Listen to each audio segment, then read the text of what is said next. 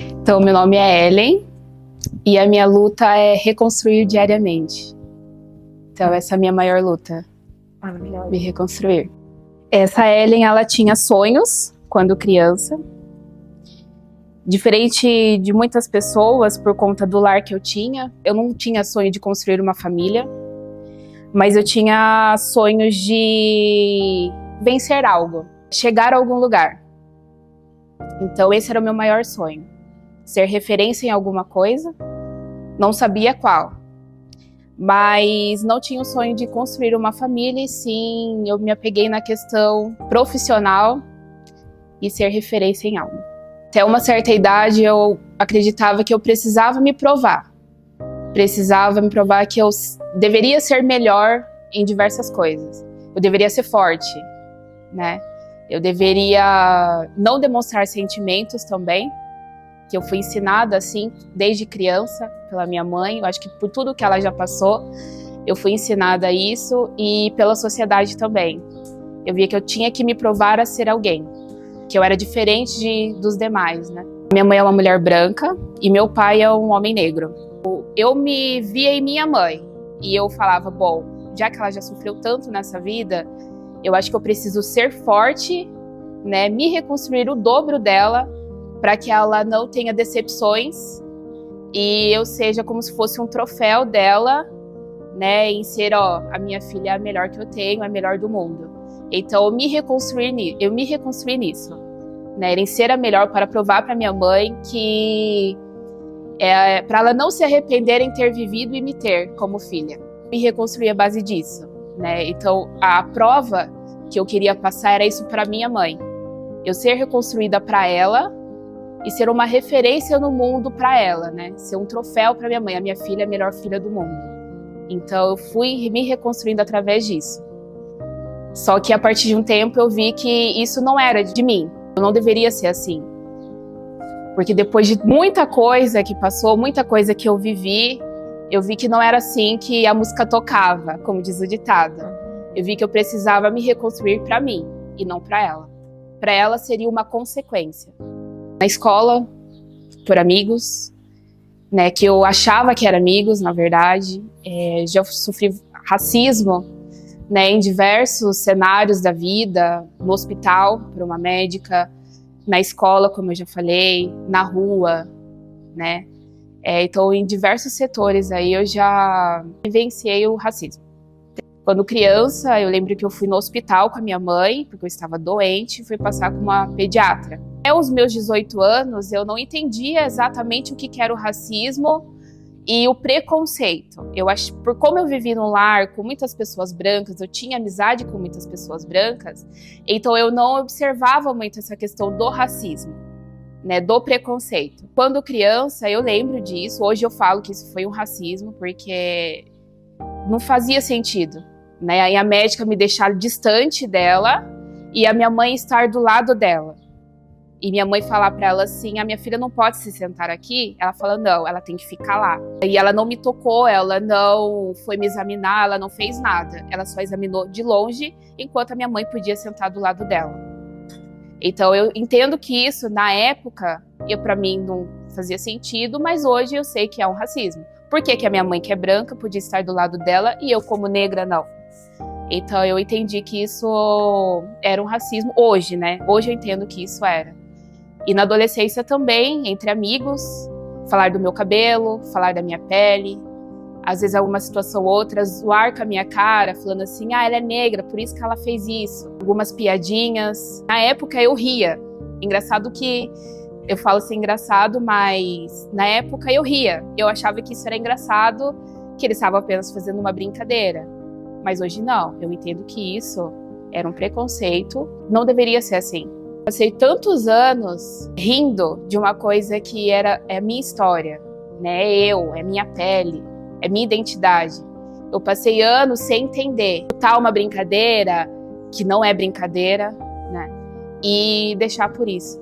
Então hoje eu me culpo por não ter tomado atitude na época, em parar com isso e tomar alguma ação, né? Se reconstruir não é fácil, é dia após dia, é vivência após vivência, estudo após estudo, porque você precisa se conhecer, você precisa conhecer a sua história e de todos os outros que passaram antes. Uma fase muito delicada, né? Eu até me emociono porque foi uma fase muito delicada para mim, em que eu já cheguei a entrar em depressão, desenvolver síndrome do pânico, ansiedade.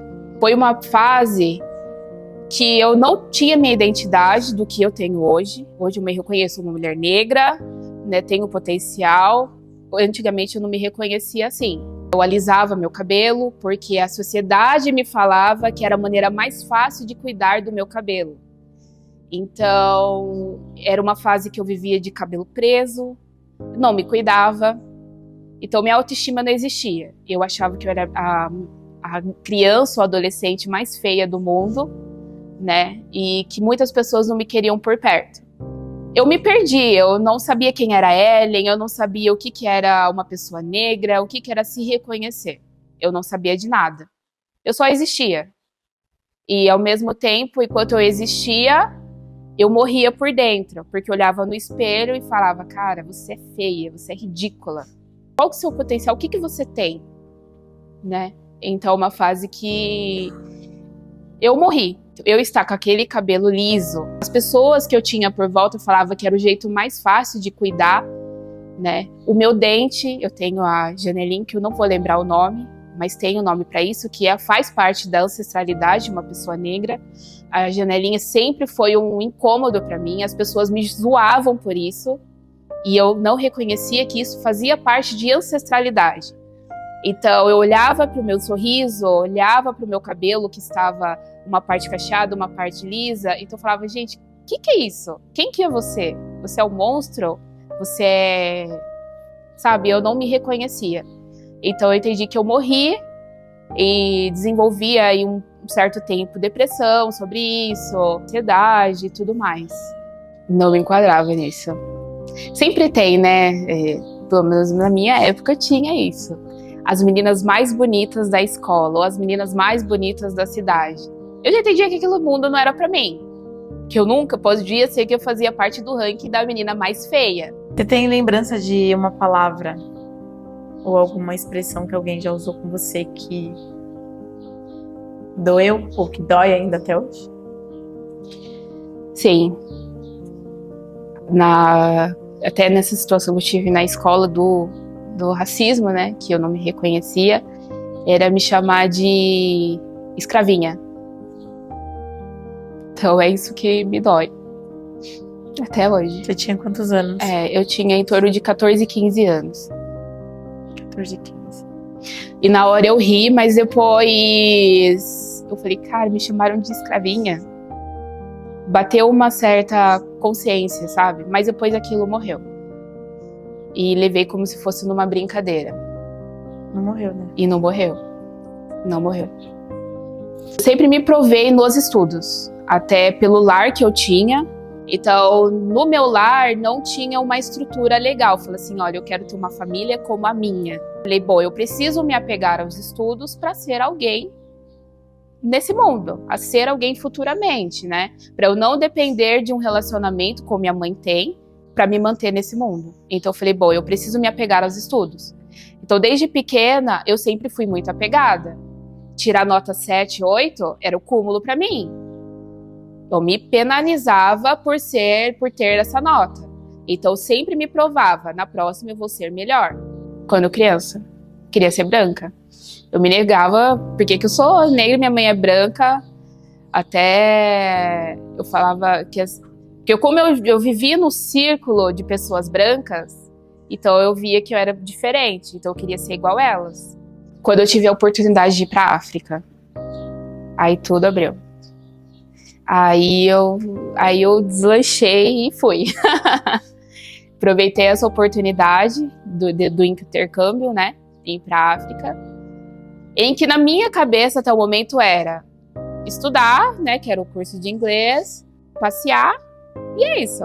Quando eu pisei o meu pezinho lá e vi aquele mundo, né, conheci a cultura, aproveitei de todas as formas possíveis, né, Aí a partir daquele momento, eu vi pessoas, mulheres principalmente, né, que têm o corpo, a característica que eu tenho, que é coxa grossa, que pra mim isso era uma coisa que sempre me apegou muito, sempre foi incômodo. Então lá eu via mulheres assim, né, da mesma estrutura corporal que eu tenho. Vi mulheres com os cabelos mais diversos possíveis.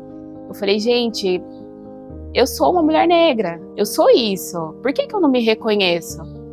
E além da África, conhecer a cultura, estar ali perto, conhecer a história mesmo, a verdade, né, da história africana, eu tive outras referências aqui, né, que daí eu tive amizade com outras mulheres, né, a Vitória Cardoso foi uma pessoa que abriu mais ainda a minha cabeça, né, e eu falei, cara, eu preciso dizer que eu sou uma mulher negra, eu preciso, né, isso é minha história, é eu.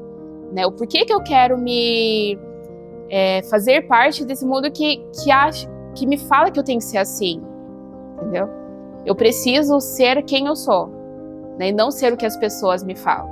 Então, a partir disso, de estar lá, depois voltar, ter contato com algumas outras pessoas, refletir um pouco, abriu totalmente a minha cabeça. Aí a autoestima começou a vir, né, aos poucos, falar assim, olha, sua janelinha, ela é linda, ela é perfeita. Né? Por que você quer tirar isso de você? Seu cabelo, ele é lindo. Falando da história da Ellen, foi o momento mais especial. Foi o momento que eu tive paciência comigo mesma, paciência com o processo, que ele é doloroso, ele é longo, cansativo. Desde os 9 anos eu venho alisando o meu cabelo, né? Vim alisando. E esse processo era, nossa gente, era tão doloroso que hoje eu falo, Ellen, por que você fez isso? Por que você se maltratou tanto desse jeito?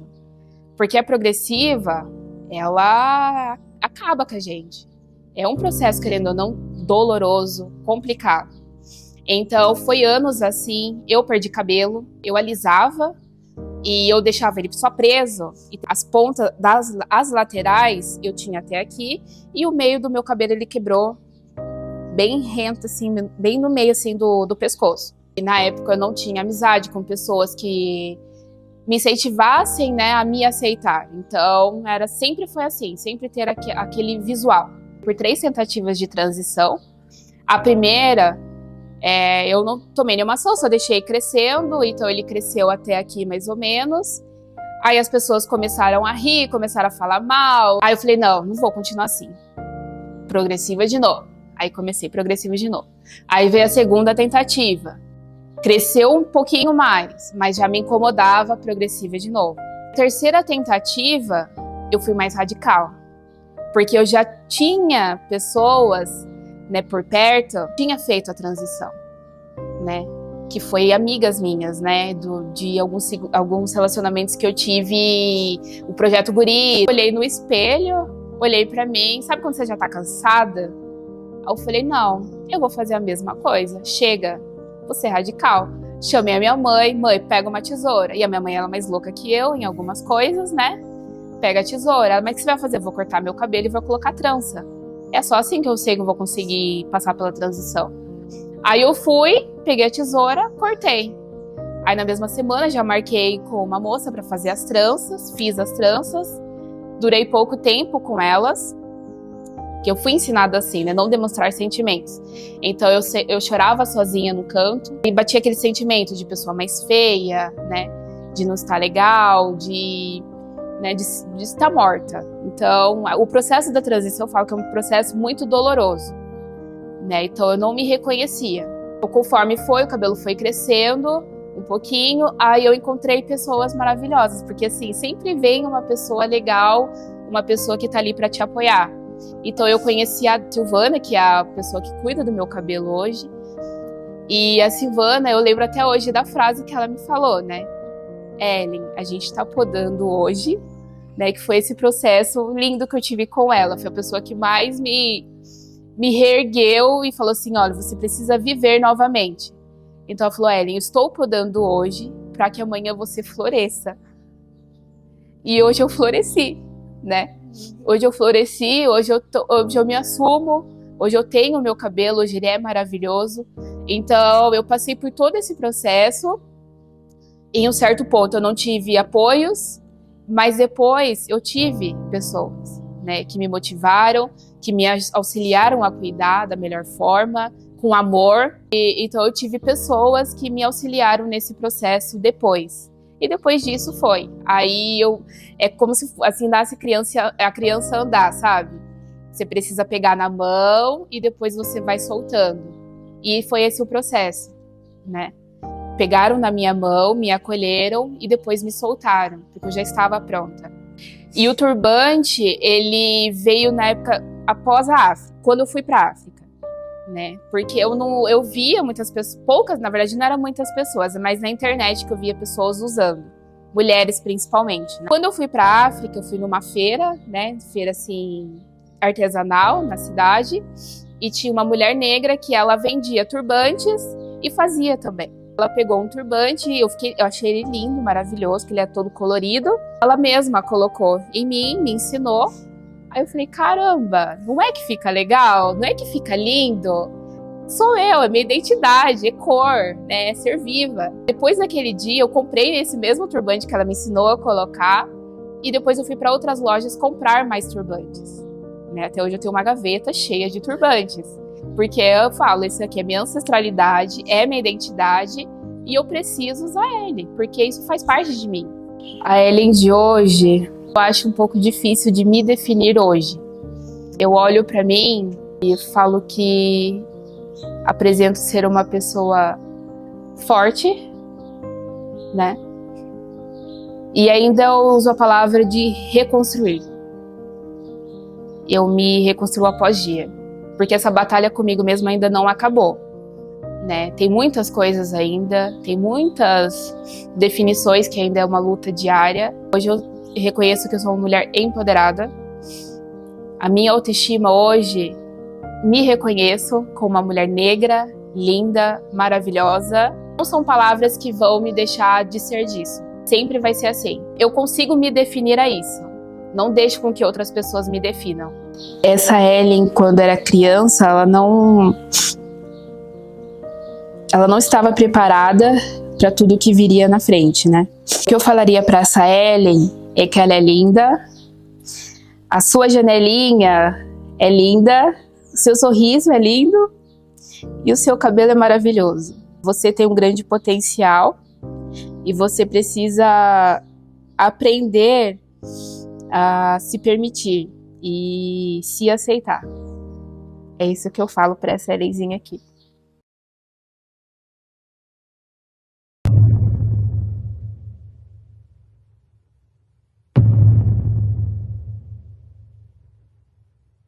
Quem clareia o breu de sua nudez, meia verdade. Quem desmancha o véu e alvejatez sem identidade. Some o negror, o betume, costume imposto, açoite. Surge outro nome, outro tato, mulata, aquela de cor. Vende-se o coito, a carne barata do dia pra noite. Outra mulher, outro fim, mesma dor. Quem clareia o breu de sua nudez, meia verdade. Quem desmancha o véu e alvejatez sem identidade. Some o negror, o betume, costume imposto, açoite. Surge outro nome, outro tato, mulata, aquela de cor. Vende-se o coito, a carne barata do dia pra noite. Outra mulher, outro fim, mesma dor. Outra mulher, outro fim, mesma dor. Outra mulher, outro fim, mesma dor. Outra mulher, outro fim, mesma dor.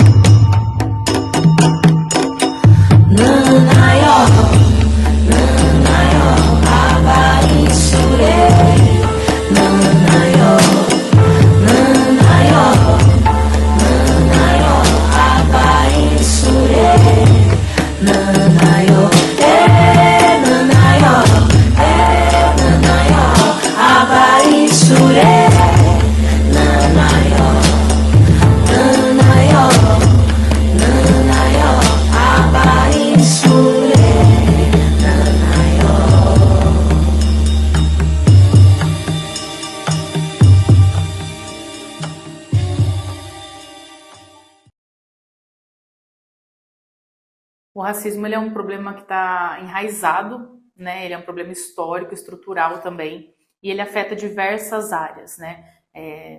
Educação, emprego, salário.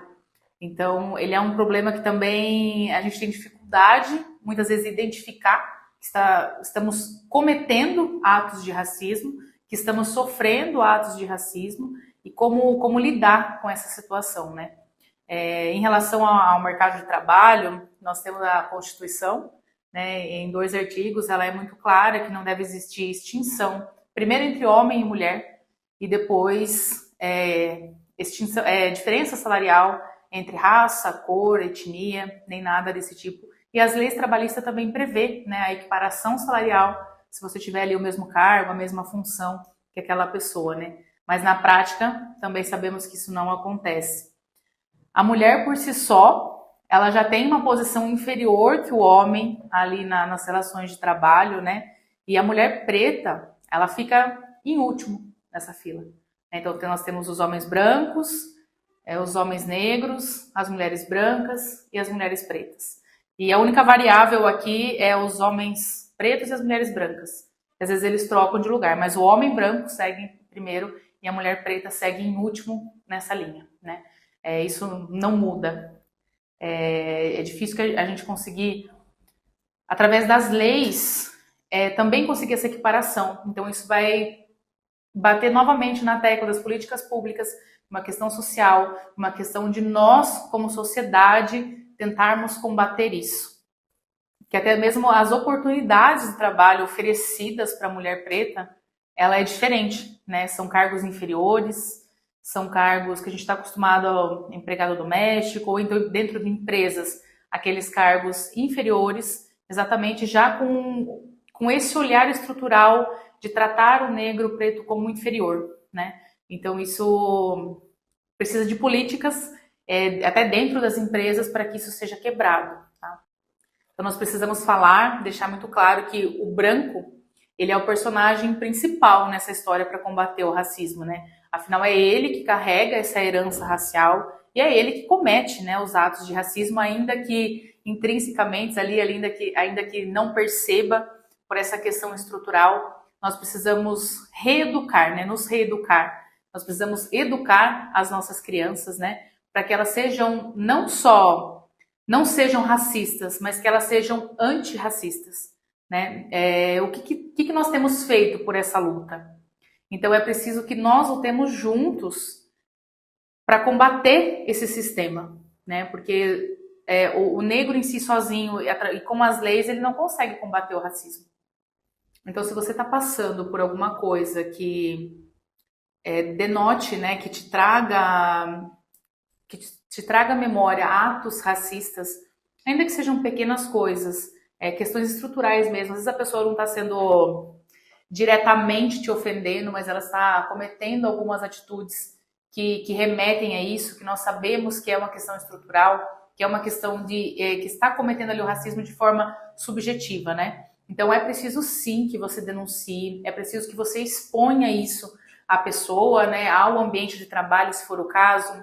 No caso das escolas, É preciso que você leve isso à diretoria da escola, aos professores, para que os pais daquele aluno que está cometendo esses atos também sejam responsabilizados por isso, porque a criança repete aquilo que ela aprende em casa, né? Então é preciso sim denunciar, é preciso que você faça o boletim de ocorrência, que você não se acanhe em relação a isso, porque é só dessa forma que nós vamos começar a combater, né? Para que você não se cale.